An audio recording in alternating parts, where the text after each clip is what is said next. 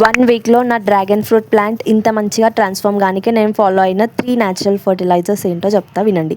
First eggshell powder. ఎగ్షెల్లో calcium carbonate ఎక్కువ ఉంటుంది. కాల్షియం రూట్స్ స్ట్రాంగ్గా డెవలప్ అవ్వడానికి హెల్ప్ చేస్తుంది. ఇది యూజ్ చేయడం సింపుల్. ఎగ్షెల్స్ డ్రై చేసి పౌడర్ చేసి మంత్కి ఒకసారి 1 టేబుల్ స్పూన్ సాయిల్ మీద స్ప్రింకిల్ చేయండి.